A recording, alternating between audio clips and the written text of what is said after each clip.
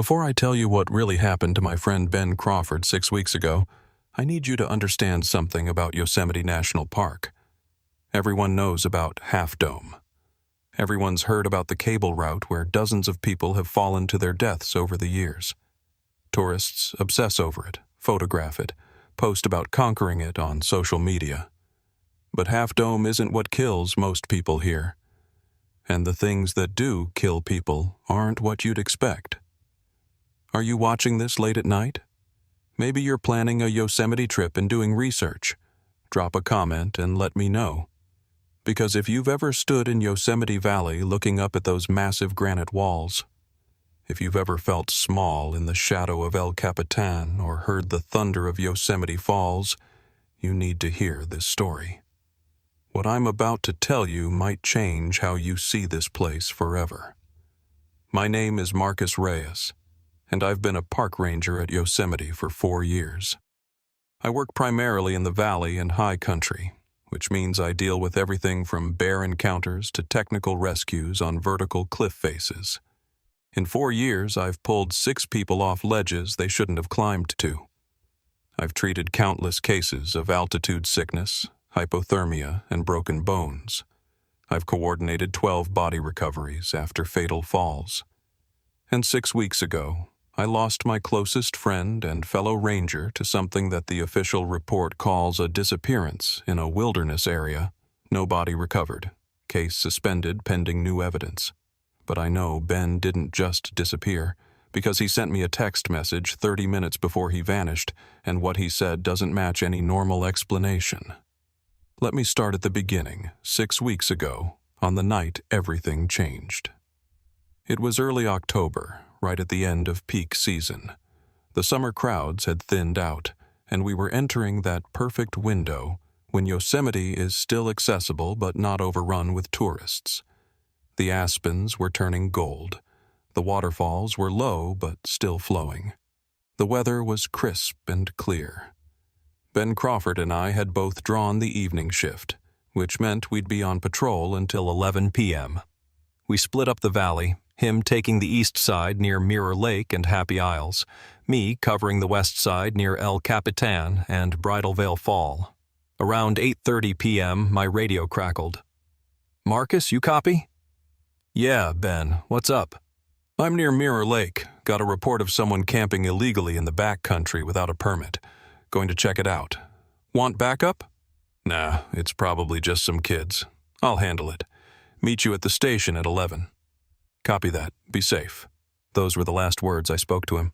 At 9:15, my phone buzzed with a text message from Ben. "Marcus, something wrong at Mirror Lake. The water is back. It shouldn't be back. And there are tracks. Wrong kind of tracks. If I don't check in by 10, call Linda." Mirror Lake isn't really a lake anymore. It's been slowly filling with sediment for decades, and by late season it's usually just a dry meadow with a small stream running through it. The National Park Service has been debating whether to dredge it or just let nature take its course. But Ben said the water was back, which didn't make sense. There hadn't been any rain. The streams were running low. Where would the water come from? I tried calling him. Straight to voicemail. I tried the radio. No response. At 9:45, I radioed dispatch. "Control, this is Reyes. I haven't been able to reach Crawford for 30 minutes. His last known position was Mirror Lake area, requesting permission to go check on him." "Copy, Reyes. Proceed to Mirror Lake. Additional unit is being dispatched to your location." I drove to the Mirror Lake trailhead, parked, and started hiking in with my high-powered flashlight. The trail is easy, mostly flat, follows Tenaya Creek. In daylight, it's a pleasant hour-long walk. At night, it's different. The massive granite walls of the canyon block out the stars. The forest presses close. Every sound is amplified. I reached the Mirror Lake area in 40 minutes, moving fast. And Ben was right. The water was back. Where there should have been a dry meadow, there was a lake. Not a huge lake, but easily 100 yards across, the surface perfectly still and reflecting the moonlight like glass. Like a mirror. That's not possible.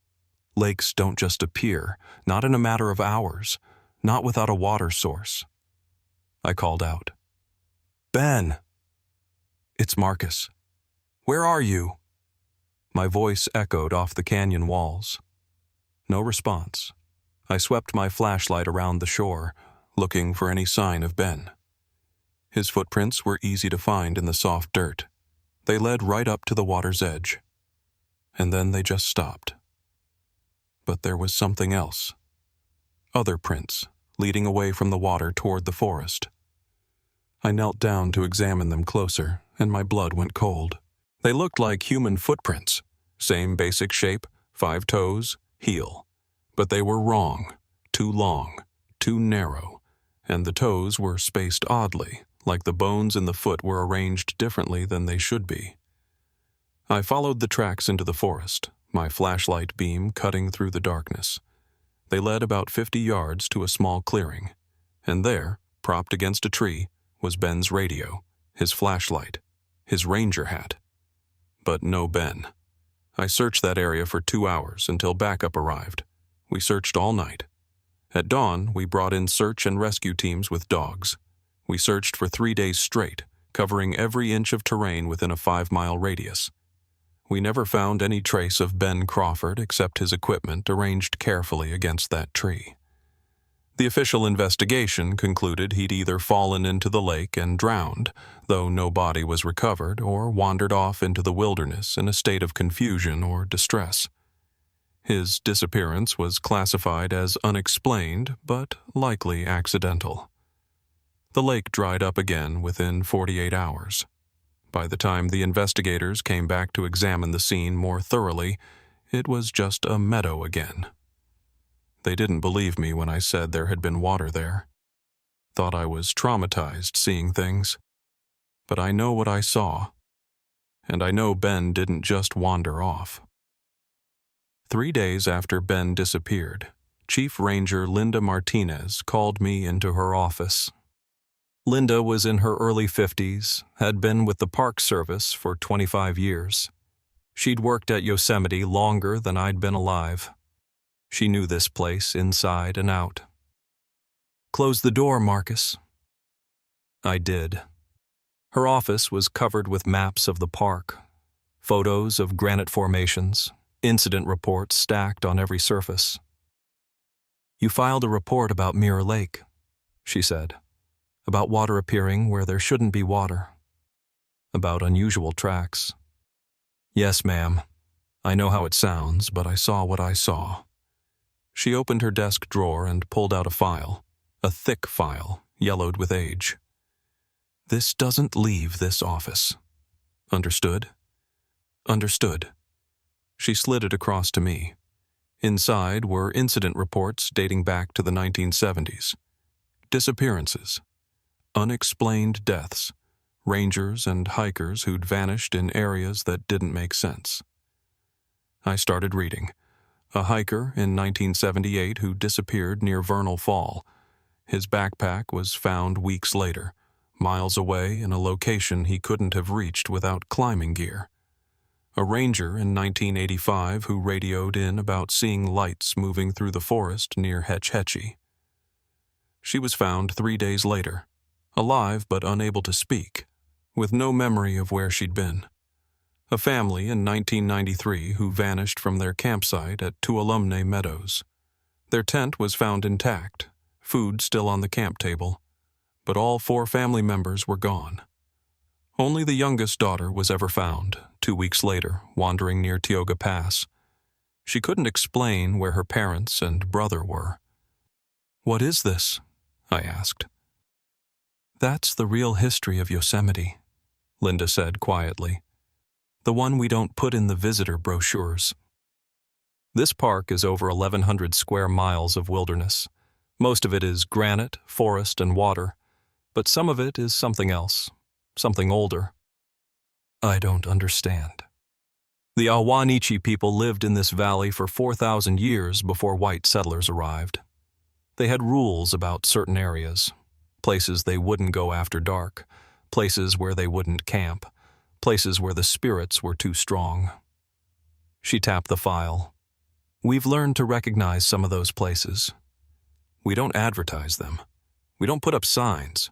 But we know. You're saying Ben disappeared because he went to one of these places? I'm saying Mirror Lake has a history. We've had 6 disappearances there since 1975, all in October or November, all when the lake mysteriously refills, and all the victims were last seen near the water at night. Why didn't anyone warn us about this? Why didn't Ben know? Because officially, these are just coincidences, accidents, people getting lost in wilderness areas. Linda closed the file. But unofficially, there are patterns, and those of us who've been here long enough learn to recognize them. So what do I do? Just accept that Ben is gone? That something took him? I'm saying you need to be careful. You're asking questions. You're digging into things that maybe should stay buried, and that can be dangerous. She looked at me seriously. Yosemite is beautiful. It's awe-inspiring, but it's also wild in ways that go beyond what we teach in ranger training. There are rules here, Marcus. Unofficial rules. And if you're going to keep working in this park, you need to learn them. Over the next few weeks, I became obsessed with understanding what had happened to Ben. I spent my off hours in the park library, reading old journals and reports. I talked to longtime rangers who were willing to share stories they'd never put in official documentation. And slowly, a picture emerged. Yosemite has patterns. Certain areas where disappearances cluster. Certain times of year when incidents spike.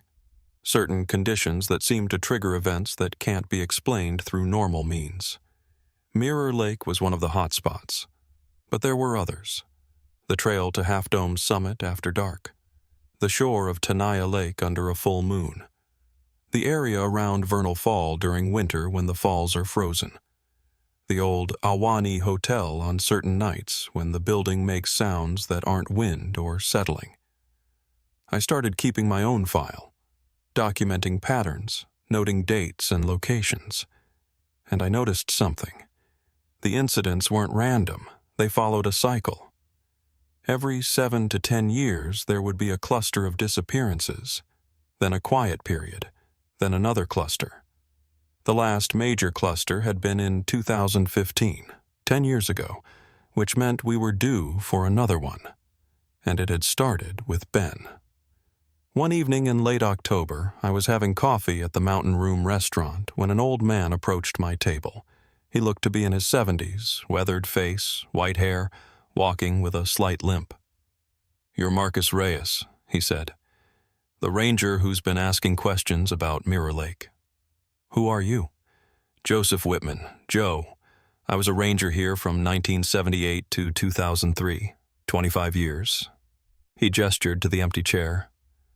"Mind if I sit?" "Go ahead."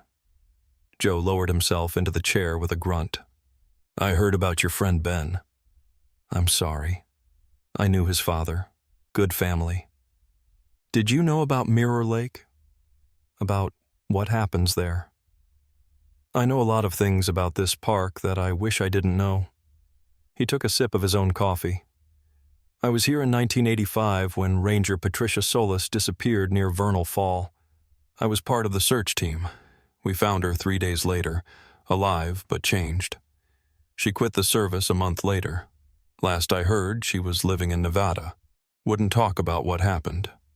What did happen? She said she followed lights into the forest. Beautiful lights, like fireflies but bigger.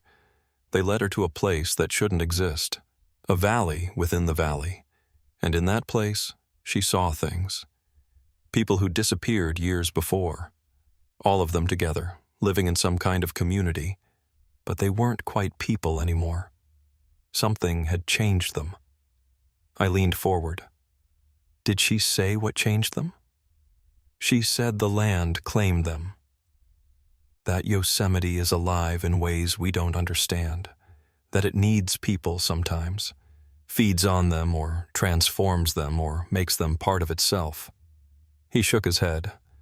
Most folks would call that crazy talk. But I've seen too much to dismiss it. What have you seen? Joe was quiet for a long moment. In 1989, I was doing a solo patrol near Ahwahneechee Reservoir. It was late evening, sun just setting. I heard singing. beautiful singing like a choir. I followed the sound to the water's edge, and I saw them. Saw what? Figures in the water, maybe a dozen of them, standing upright in water that should have been over their heads. They were singing in a language I didn't recognize, and they were looking at me, watching me, waiting to see if I'd come closer. What did you do? I ran. Got back to my truck and drove away. Never went back to that spot alone. He looked at me intently. The point is, Marcus, this park has its own rules. Rules that existed long before the National Park Service, long before settlers arrived. The Ahwahneechee knew them, and those of us who've been here long enough learned them through experience. What are the rules? Don't follow lights in the forest after dark. Don't approach bodies of water that shouldn't be there. Don't investigate singing or music that you can't identify a source for. Don't go to certain areas alone. And most importantly, don't try to rescue someone who's been taken, because once the park claims someone, they're gone. Trying to get them back only gets you taken too. So I'm supposed to just forget about Ben? Accept that he's gone? I'm saying you need to decide if revenge or understanding is worth your life. Because if you keep digging, if you keep asking questions, eventually you'll find answers. And those answers might lead you to the same place Ben went. Joe stood up slowly. I've said my piece. What you do with it is up to you. But be careful, son. Yosemite is beautiful, but beauty and danger aren't mutually exclusive here. He walked away, leaving me with more questions than answers. That night, I couldn't sleep. I kept thinking about Ben's last text. The water is back. Wrong kind of tracks. I lay in my bunk in the employee housing, staring at the ceiling, listening to the night sounds of the forest outside. Around 2 a.m., I heard singing. Faint at first, like it was coming from far away. But it was getting closer. That same beautiful choir sound Joe had described. Multiple voices in perfect harmony, singing in a language I didn't recognize. I got up and looked out my window. The employee housing complex was quiet, most rangers asleep. But in the distance, toward the valley floor, I could see lights. Dozens of them moving through the trees like a procession. Every instinct told me to stay inside, lock the door, ignore it. But I thought about Ben, about how he'd gone to investigate something strange and never came back, about how I'd failed to back him up when he needed it. I got dressed, grabbed my flashlight and radio, and headed out. The singing was clearer now. Still in that unknown language, but the melody was hypnotic, beautiful. It drew me forward like a physical force, pulling me toward the valley floor. I followed the lights into the forest, staying far enough back that I could retreat if needed. They moved with purpose, not wandering randomly. They were going somewhere specific. After about 15 minutes, I reached a clearing I'd never seen before. And that was impossible. I'd been working in this park for 4 years. I knew every major trail, every cleared area. This place shouldn't exist. But there it was. A perfect circle of bare granite, maybe 50 feet across, surrounded by ancient sequoia trees. And in the center of the circle was water. A pool that reflected the moonlight and the strange lights that circled above it. And standing in the water were people, a dozen of them, maybe more, all perfectly still, all staring at something beneath the surface. One of them turned to look at me, and my heart stopped, because it was Ben. He looked the same ranger uniform, same face, but his eyes were different. They reflected the light like an animal's eyes, and when he spoke, his voice had that same multi-harmonic quality as the singing. Marcus, you came. I knew you would. I took a step back. Ben, what happened to you? Where have you been? I'm here. I've always been here. The park called me home, like it calls all of us home eventually. He smiled, but it wasn't quite right. The water showed me things, Marcus. Showed me what Yosemite really is. It's not just a park. It's a living entity, ancient, hungry, and it needs us. Ben, you need to come back. We can get you help, medical attention, whatever you need. I don't need help. I'm exactly where I'm supposed to be, where I've always been meant to be. He held out his hand. Join us. The park is offering you the same gift it gave me, understanding, purpose, eternal connection to this place. The other figures in the water turned to face me, and I recognized some of them. A hiker who'd disappeared 2 years ago, a ranger from the 1990s whose photo I'd seen in the files. Others I didn't know but who looked like they'd been there for decades based on their clothing. All of them staring at me with those reflective eyes. All of them waiting to see what I'd do. Don't come any closer, I said, my hand moving to my radio. I'm calling for backup. Radio won't work here, Ben said. This place exists outside normal space, outside normal rules. The park created it, a sanctuary for those it claims. I tried my radio anyway. Static. I tried my phone. No signal. You can leave, Ben said. Walk away and pretend you never saw this. Go back to your normal life, your normal job. But you'll never stop wondering. Never stop seeing us in your dreams. Never stop hearing us call your name from the forest. He was right. I could feel it. Part of me wanted to run, to get as far from this place as possible. But another part, a deeper part, wanted to understand. Wanted to know what Ben had learned. Wanted to see what the park had shown him. Or you can step into the water, Ben continued. See what we see. Know what we know. Become part of something eternal. The choice is yours, Marcus. But choose quickly. The window is closing. The lights above the pool began to pulse, brightening and dimming in rhythm with the distant singing. The water's surface rippled even though there was no wind, and I could see something moving beneath the surface. Shapes, forms, things that weren't quite fish and weren't quite anything else.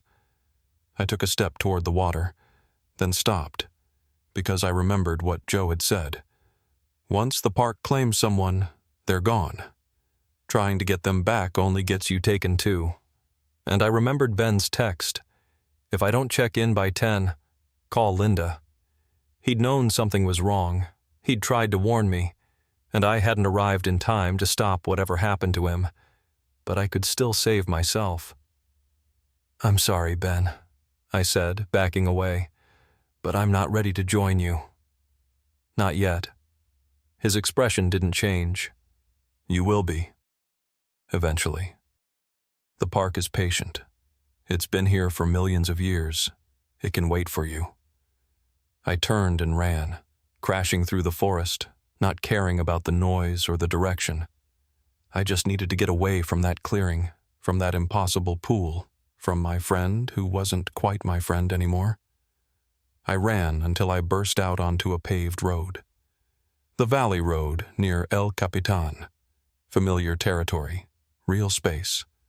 I bent over, gasping for breath, my heart pounding. When I looked back, the forest was just forest. No lights, no singing, no clearing that shouldn't exist. But I knew what I'd seen, and I knew Ben was still out there somewhere, in a place between places, claimed by whatever ancient force lives in Yosemite. The next morning, I went straight to Linda's office. I didn't care that it was 6 a.m. I didn't care that I probably looked insane.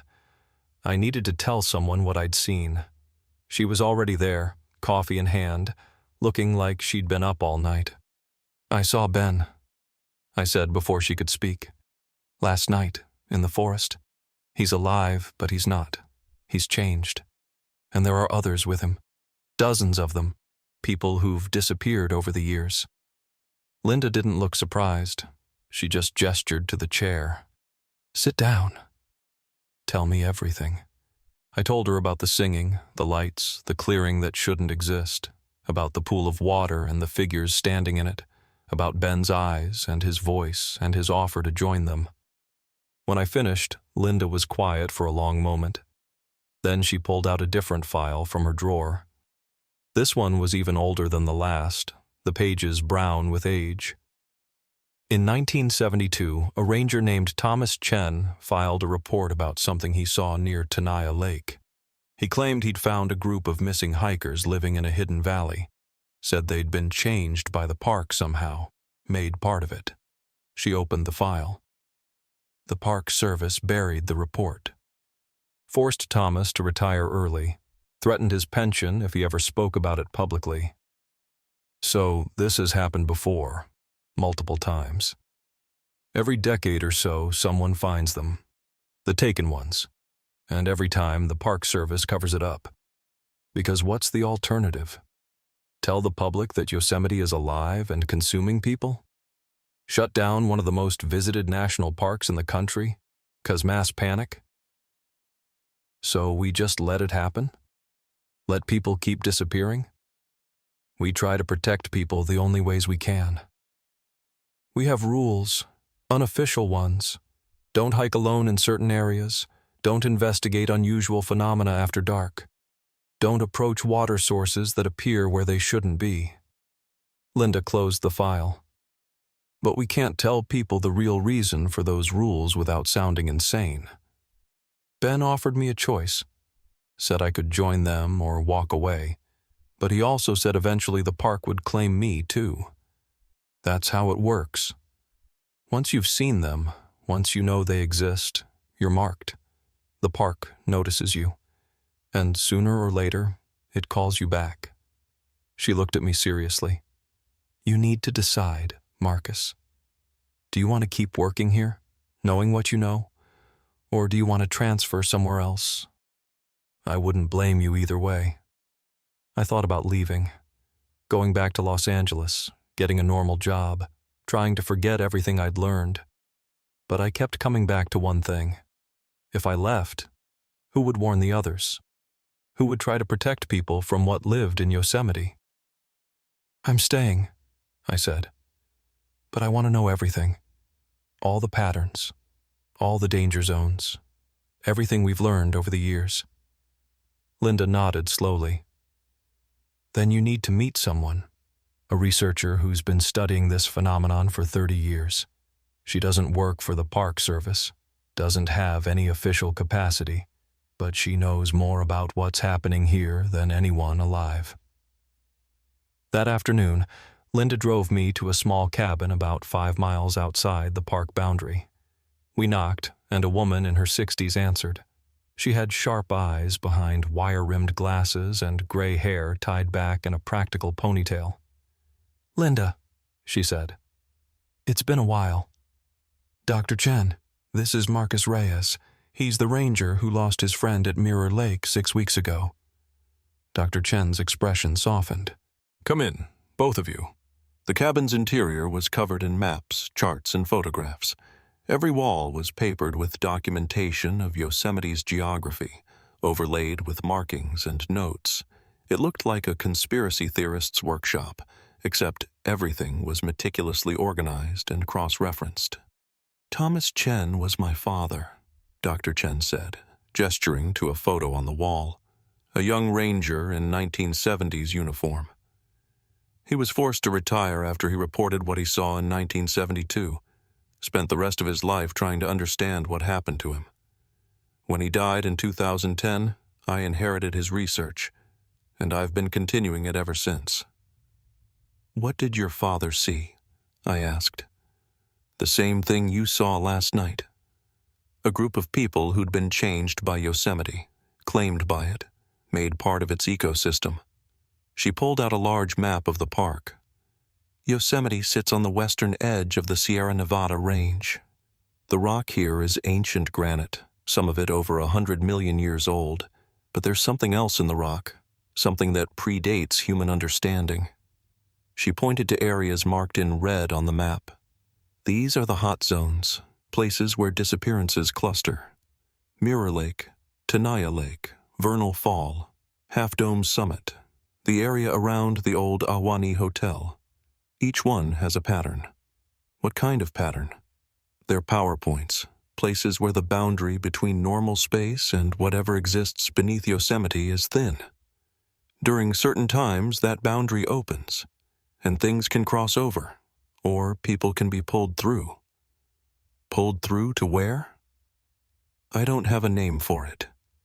My father called it the underneath, a space that exists parallel to our reality, but separate from it. A place where the park's consciousness lives. Dr. Chen pulled out photos from various decades. Everyone who's been taken ends up there eventually. Transformed, changed, made into something that's part human and part whatever intelligence controls Yosemite. I looked at the photos.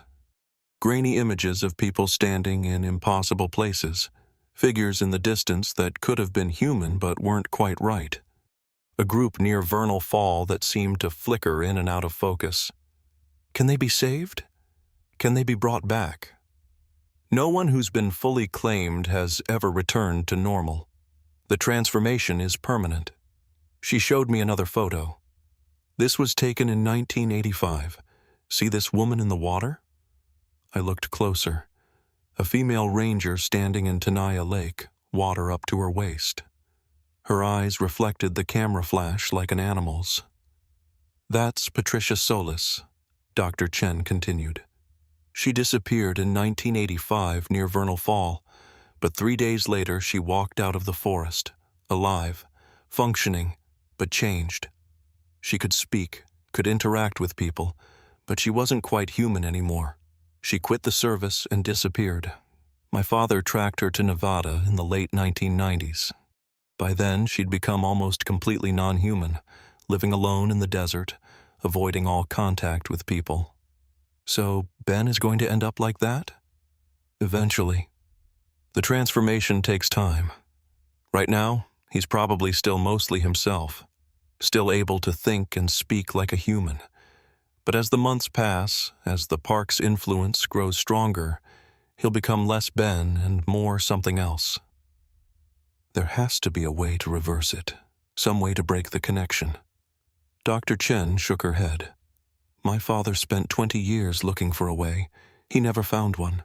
The Ahwahneechee people who lived here for thousands of years had rituals to appease the park, to protect themselves. But they never tried to rescue those who'd been claimed. They understood that once someone crossed over, they were gone. So what am I supposed to do? Just accept that Ben is lost? I'm saying you need to be realistic about what's possible. And you need to protect yourself. Because you've been marked now. You've seen the underneath. You've been offered a choice, and the park doesn't forget. She pulled out a small leather pouch. This is a protective charm. Based on Ahwahneechee traditions. Turquoise, sage, and other items they believed could ward off the park's influence. I can't guarantee it works, but it's something. I took the pouch. It felt warm in my hand. Thank you. Be careful, Marcus. The park is patient. It will wait for a moment of weakness, a moment of curiosity, a moment when your guard is down. And then it will call you back. Over the next few weeks, I threw myself into work. I took on extra shifts. I volunteered for difficult assignments. I did anything to keep my mind busy and avoid thinking about Ben or the clearing or the choice I'd been offered. Sarah Kim, my regular partner, noticed the change. One morning during patrol, she brought it up. Marcus, you're running yourself ragged. What's going on? Just trying to stay busy. Is this about Ben? About what happened at Mirror Lake? I glanced at her. Sarah had been a ranger for 10 years. She was smart, observant, knew the park better than almost anyone. If anyone could understand, it would be her. Can I ask you something? Have you ever seen anything in this park that didn't make sense? Anything that couldn't be explained through normal means? She was quiet for a long moment. Then she pulled the patrol truck over to the side of the road and turned to face me. Yes. 3 years ago, I was doing a solo patrol near Ahwahneechee. It was late evening. I heard singing coming from the water. Beautiful singing. I went to investigate. She paused. I saw them, Marcus. People in the water, standing upright in water that should have been over their heads, all of them staring at me, waiting to see if I'd come closer. What did you do? I left, got in my truck and drove away. Never went back to that spot alone. She looked at me intently. Is that what happened to Ben? Did he see them? He became one of them. Sarah's face went pale. Oh God, Marcus, I'm so sorry. Did Linda ever talk to you about this? About the patterns? The disappearances? She showed me files, told me there were certain areas to avoid, certain rules to follow, but she never explained why. I thought it was just standard safety protocols. Sarah gripped the steering wheel. Are you saying there's something actually living in this park? Something that takes people? I don't know what it is. An entity, a consciousness, something ancient that exists in the rock and water and forest. But yes, it takes people, transforms them, makes them part of itself. And Ben is gone? Permanently?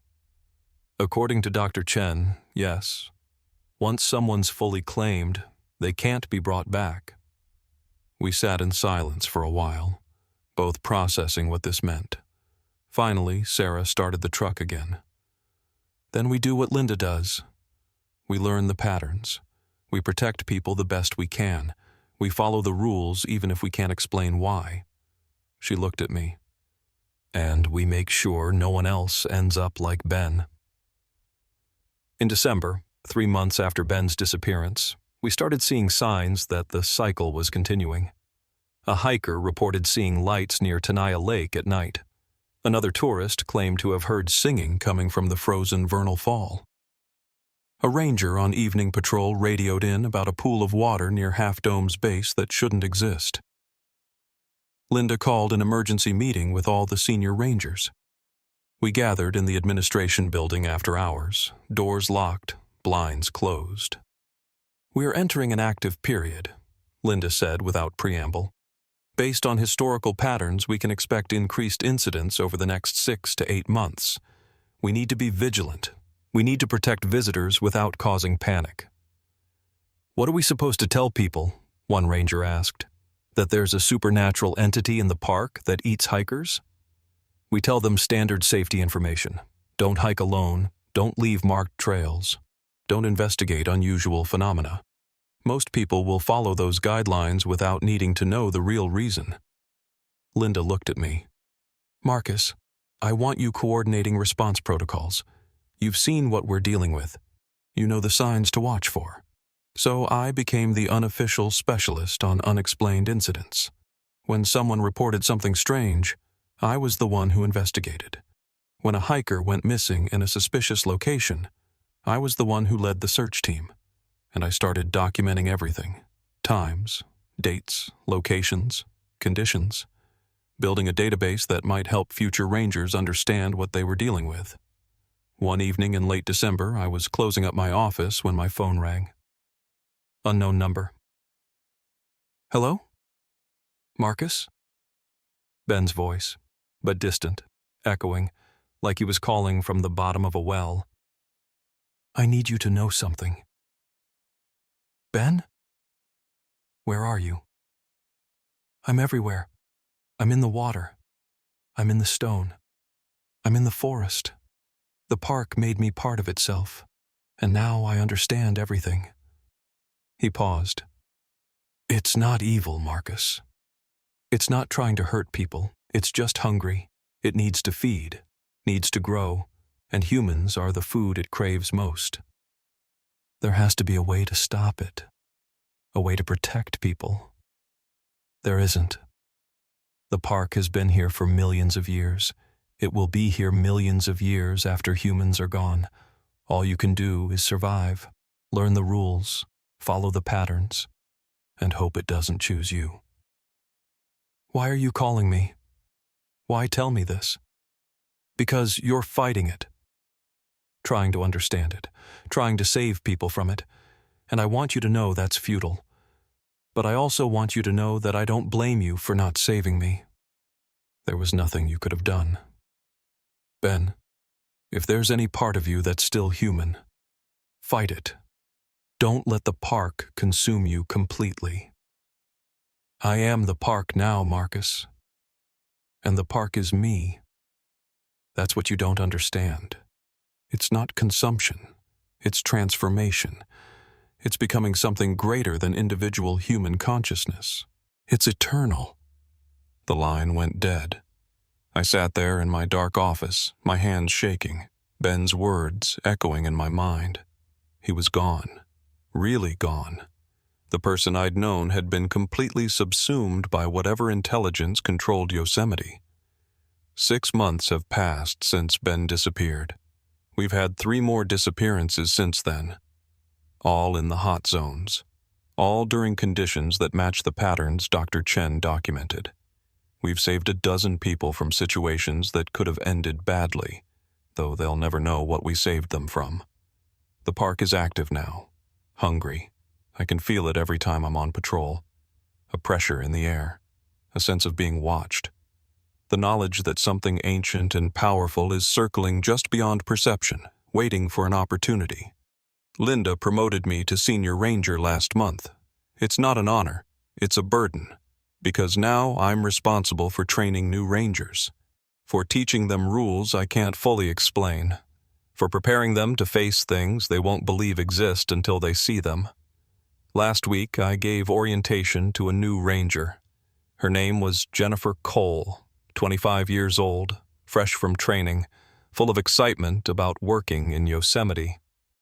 "This is the most beautiful park in the system," she said. "I can't believe I actually get to work here." "It is beautiful," I agreed, "but it's also dangerous in ways that aren't in the training manual." I handed her a list I'd created.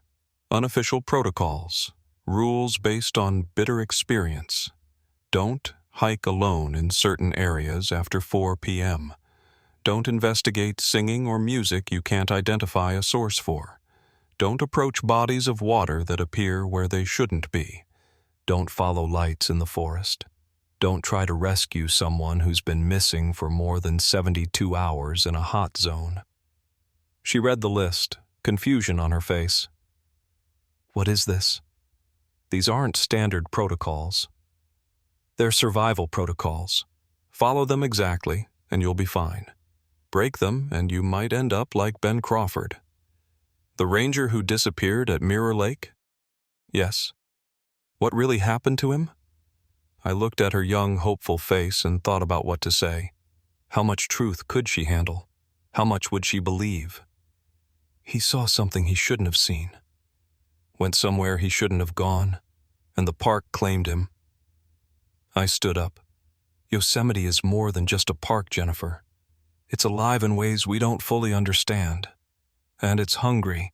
Your job isn't just to help tourists or prevent accidents. It's to keep people away from the parts of this place that consume them." "You sound like you're talking about a monster." Maybe I am. Or maybe I'm talking about nature at its most fundamental level. Something that existed before humans and will exist after we're gone. Something that doesn't view us as masters of the wilderness, but as food. She left my office looking shaken. Good. Fear would keep her alive longer than confidence. That night, I drove to Mirror Lake. Not to go near it, just to look from a safe distance. The meadow was dry, like it usually is in winter. No sign of water. No indication that anything unusual had ever happened there. But I knew better. Beneath that dry grass, beneath the sediment and rock, something waited. Something patient and eternal and hungry. And somewhere in the depths of the park, in a space that existed parallel to reality but separate from it, Ben Crawford stood with dozens of others who'd been claimed over the decades. Waiting. Watching. Part of Yosemite forever. I thought about Dr. Chen's warning. You've been marked. The park will call you back. And I thought about Ben's offer. Join us. See what we see. Become part of something eternal. Every day, that offer becomes more tempting. Every night, I hear the singing in my dreams. Every time I'm on patrol, I feel the pull of those hidden places where the boundary is thin. But I resist. Because someone needs to warn others. Someone needs to document the patterns. Someone needs to fight back against the thing that lives beneath Yosemite's beauty. Maybe one day I'll lose that fight. Maybe one day I'll step into the water or follow the lights or answer the singing. Maybe I'll join Ben and the others in the underneath. But not today. Not tomorrow. Not while there are still people I can protect. If you're planning to visit Yosemite, please listen carefully. This isn't just standard safety advice. This is survival information that could save your life. Don't hike alone in remote areas, especially after 4 p.m. Don't investigate unusual sounds, lights, or singing. Don't approach bodies of water that appear where they shouldn't be. Don't leave marked trails after dark. Don't try to rescue someone who's been missing for more than 3 days in areas like Mirror Lake, Tenaya Lake, or Vernal Fall. Everyone knows about Half Dome. Everyone's heard about the cables and the exposure and the people who've fallen. But Half Dome isn't what kills most people here. The real danger is in the places tourists never see. The hidden valleys and mysterious pools. The clearings that shouldn't exist. The spaces where reality thins and something ancient waits beneath. Yosemite is beautiful. It's awe-inspiring. It's one of the natural wonders of the world. But it's also alive. And it's hungry. And every 7 to 10 years it feeds. Stay safe out there. Follow the rules. And if you hear singing in the forest or see lights that don't belong or find water where there shouldn't be any, walk away. Don't investigate. Don't get curious. Don't try to understand. Just walk away and don't look back. Because once you've seen the underneath, once you know it exists, you're marked forever. And sooner or later, the park will call you home. I know, because I hear it calling me every single day. But I'm still here, still fighting, still warning others. For now.